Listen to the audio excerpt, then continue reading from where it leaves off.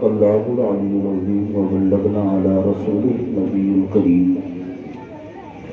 خطبہ مسنونہ کے بعد سب سے پہلے گرامی وقار نائب محبوب پروردگار ساری کائنات کے مرکز عقیدت آمنہ کے لال حسنین کے نانا جان کی مقدس بارگاہ میں اپنے غلامی کا ثبوت دیں اور جی لگا کر درود پاک پڑھ لیں۔ اللہم صلی اللہ علیہ وسلم شفینا حبنا قریبنا غریبنا مولانا محمد المادر مبارک وسلم صلاۃ و سلام دائم علیک یا حبیب اللہ صلی اللہ تعالی علیہ وسلم صلی اللہ تعالی علیہ وسلم۔ ایک بار اور نبی کی آل پر درود پاک پڑھ لیں۔ اللہم صلی اللہ محمد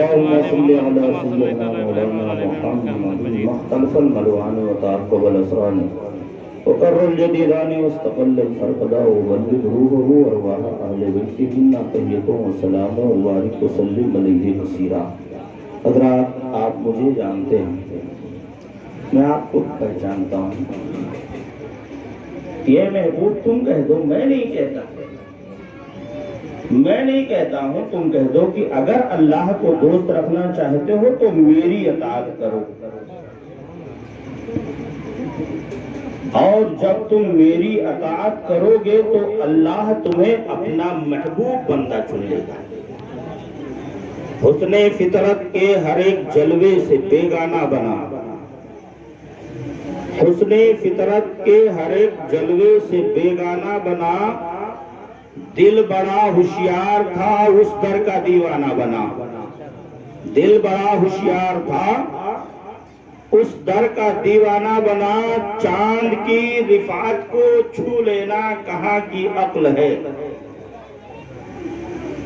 چاند کی رفعت کو چھو لینا کہاں کی عقل ہے، عقل یہ ہے چاند کو تو خود کا دیوانہ بنا، اور آج بھی سورج پلٹ سکتا ہے تیرے واسطے، آج بھی سورج پلٹ سکتا ہے تیرے واسطے، پہلے دل کو الفت احمد کا کاشانہ بنا، پہلے دل کو الفت احمد کا کاشانہ بنا۔ حضرات، نبی کی محبت سینے میں رکھو، جب دل عشق رسول کا مدینہ بنے گا، جب دل عشق رسول کا مدینہ بنے گا تب یہاں بھی کامیاب رہو گے اور وہاں بھی کامیاب رہو گے، زمین کے اوپر رہو گے تب بھی کامیاب، قبر میں اتار دیے جاؤ گے تب بھی کامیاب، اور جب حشر کے میدان میں اٹھو گے تب بھی کامیاب۔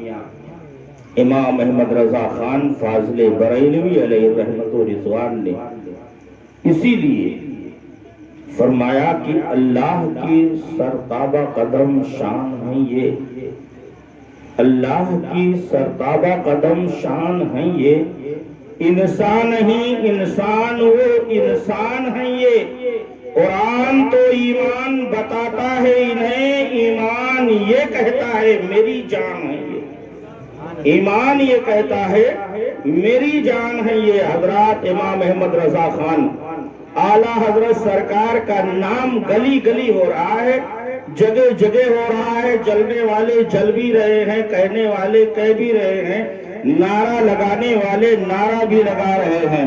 حضرات، امام احمد رضا خان فاضل بریلوی علیہ رحمت و رضوان کی ذات محتاج تعارف نہیں ہے کہ نظام الدین اسٹیج پر بیٹھ کر راج گھاٹ والوں کے سامنے امام احمد رضا کا نام لے تب امام احمد رضا خان پہچانے جائیں گے۔ حضرات، امام احمد رضا کی ذات وہ ہے کہ جب پوچھنے والے نے پوچھا کہ حضور والا آپ یہ بتائیں، غوث اعظم کی بارگاہ میں زانوی ادب خم کرنے والا دربار غوثیت میں جب اپنا سر نیاز خم کر کے پوچھ رہا ہے کہ آپ یہ بتا دیں کہ ہندوستان میں آپ نے اپنا نائب کس کو بنایا ہے، تو غوث اعظم سرکار نے فرمایا تھا کہ میں نے ہندوستان میں اپنا نائب اگر کسی کو بنایا ہے تو بریلی کے احمد رضا خان کو میں نے بنایا آیا ہے۔ پوچھنے والے نے جب پوچھا تھا شرف پور کی سرزمین پر کہ اے غوث اعظم آپ بتائیں کہ دنیائے عالم میں آپ کا نائب اس وقت کون ہے، تو حضرت سیدنا سرکار بڑے پیر فرماتے ہیں کہ میں نے ساری دنیا میں اپنا نائب اگر کسی کو چنا ہے تو اعلیٰ حضرت امام احمد رضا کی ذات کو میں نے چنا۔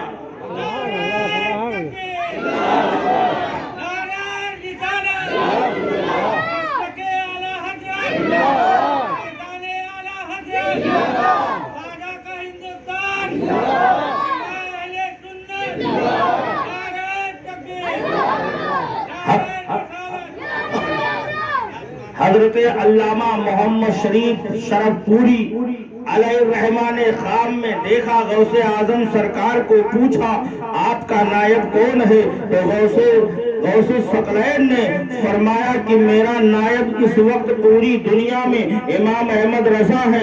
شرف پور کو چھوڑ دیا، شہر بریلی کے لیے رخت سفر باندھا، اور شہر بریلی میں پہنچنے کے بعد میں حضرت اعلیٰ حضرت سرکار کی بارگاہ میں حاضری ہوئی۔ سرکار اعلیٰ حضرت کے دست بوسی کی گئی ہے۔ جب آپ کے ہاتھ کو چوما گیا تو اعلیٰ حضرت سرکار بڑھ کر کے اور محمد شریف رحمت اللہ علیہ کے ہاتھ کو چومتے ہیں، اور چومنے کے بعد میں حضور والا کی بارگاہ میں اعلیٰ حضرت سرکار سے پوچھا جا رہا ہے۔ سید محمد شریف شرف پوری عرض کرتے ہیں اعلیٰ حضرت سرکار آپ نے مجھے پہچانا نہیں، آپ عالم بھی ہیں، آپ مفتی بھی ہیں، آپ قاضی القضات بھی ہیں، آپ حافظ بھی ہیں، آپ محدث بھی ہیں، اس لیے میں نے آپ کے ہاتھ کو چوما ہے۔ آپ مجھے جانتے نہیں ہیں، آپ مجھے پہچانتے نہیں ہیں، آپ نے میرا نام بھی نہیں پوچھا ہے، میرے ہاتھ کو کیوں چوما ہے؟ تو اعلیٰ حضرت کا جواب سنو۔ اعلیٰ حضرت سرکار مجدد میت ماضیہ فرماتے ہیں وہ آنے والے جو تو آ رہا ہے، جو غوث اعظم کو دیکھ کر کے آ رہا ہے، جو پیرانے پیر روشن ضمیر کو اپنے ماتھے کی نگاہوں سے دیکھ کر کے آ رہا ہو، اس کا ہاتھ نہیں بلکہ اس کا قدم چومنا چاہیے۔ تم غوث اعظم کو دیکھ کر کے آ رہے ہو، اس لیے میں تمہارے دست بوسی کر رہا ہوں۔ اعلیٰ حضرت سرکار امام احمد رضا خان فاضل بریلوی علیہ رحمت و رضوان محتاج تعارف نہیں ہے۔ کسی پوچھنے والے نے مفتی اعظم ہند کی بارگاہ میں عریضہ کیا تھا کہ میں اعلیٰ حضرت سرکار کے مزار پر رات کا 3 حصہ گزرنے کے بعد میں تیسرے حصے میں ایک سایہ دیکھتا ہوں، اور وہ سایہ کچھ دور امام احمد رضا کی بارگاہ میں حاضر ہوتا ہے، کھڑا رہتا ہے اور غائب ہو جاتا ہے۔ آخر وہ کون ہے؟ مفتی اعظم ہند سرکار نے سنا، اور سننے کے بعد میں سوچا آخر یہ معاملہ کیا ہے، یہ سوال کرنے والا اس طرح سے سوال کیوں کر رہا ہے؟ حضرات اعلیٰ حضرت سرکار کے صاحبزادے حضور مفتی اعظم ہند آپ نے والد گرامی کے مزار پر حاضر ہوتے ہیں، عشاء کی نماز پڑھنے کے بعد میں بارگاہ اعلیٰ حضرت میں بیٹھ گئے اور سوچا یہ تمنا لے کر کے حاضر ہوئے ہیں، یہ آرزو لے کر کے حاضر ہوئے ہیں، آج جب سایہ نظر آئے گا تو اسے دیکھیں گے کہ کون میرے والد کی بارگاہ میں حاضری دینے کے لیے آتا ہے، کون میری والد گرامی کی بارگاہ میں آتا ہے۔ حضرات رات کا تیسرا حصہ گزرا ہے، 2 حصہ گزرا ہے، تہائی حصے کے رات میں جب تہائی حصے پہ پہنچتی ہے ایک سایہ نمودار ہوتا ہے، ایک سایہ نمودار ہوا، اور دیکھتے دیکھتے مفتی اعظم ہند سرکار فرماتے ہیں وہ اپنی اصلی وجود کی حالت میں آیا، میں نے سلام کیا اور جواب ملا۔ جواب ملنے کے بعد میں نے پوچھا رات کے اس سناٹے میں جب ساری دنیا اپنے بسترے پر محو خواب ہوتی ہے تو آپ یہاں کون آتے ہیں، آپ کون ہیں؟ تو فرمایا آپ کو معلوم نہیں ہے، میں اپنے مرشد گرامی کی بارگاہ میں حاضری دینے کے لیے آتا ہوں، اپنے پیر کی بارگاہ میں حاضری دینے کے لیے آتا ہوں۔ آپ کون ہیں؟ آپ کون ہیں؟ تو بتایا مجھے لوگ قطب مدینہ کہتے ہیں، مجھے لوگ علامہ ضیاء الدین مہاجر مدنی کہتے ہیں، میں مدینہ سے چل کر شہر بریلی میں اپنے پیر کی بارگاہ میں روز حاضری دینے کے لیے آتا ہوں۔ اللہ اکبر۔ مفتی اعظم ہند نے کہا اب صبح ہونے دو، صبح کی سویدی نمودار ہوگی، سورج کی کرنیں نکلے گی، لوگوں سے اعلان کر دوں گا، لوگوں سے میں بتا دوں دوں گا قطب مدینہ روز میرے والد گرامی کی بارگاہ میں سلام عقیدت پیش کرنے کے لیے حاضر ہوتے ہیں، روز میرے والد کی بارگاہ میں حاضری دینے کے لیے آتے ہیں۔ اللہ اکبر۔ علامہ ضیاء الدین مہاجر مکی مدنی نے جب اتنا سنا تو کہا اے مفتی اعظم ہند، خبردار خبردار، اسے کسی سے کہنا نہیں۔ کہا نہیں میں کہوں گا، آپ مدینہ سے روز میرے والد گرامی کی بارگاہ میں حاضری دینے کے لیے آتے ہیں، مجھے کہنا پڑے گا۔ کہا راز کو راز رکھنا، اگر تم راز کو فاش کرو گے تو اے مفتی اعظم کان کھول کر کے سن لو، اگر تم نے کسی سے کہا تو میں بھی تمہارے راز کو فاش کر دوں گا، میں بھی تمہارے راز کو فاش کر دوں گا۔ مفتی اعظم ہند مسکرانے لگے، کہا او قطب مدینہ کون سا راز ہے جو تم میرے راز کو فاش کرو گے؟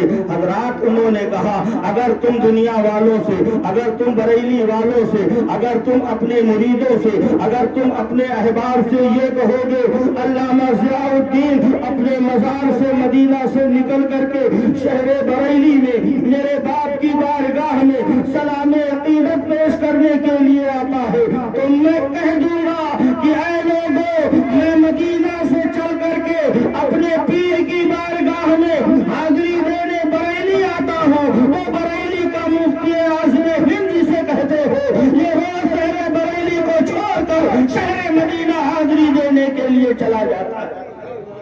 مفتی اعظم ہند روزانہ شہر مدینہ جاتے تھے۔ حضرات نہ بیٹے کی مثال ہے، نہ باپ کا مثال ہے، نہ پوتے کا مثال ہے۔ حضرات آؤ دیکھو، میں نے آیت کریمہ پیش کیا، نبی کی محبت عین ایمان ہے۔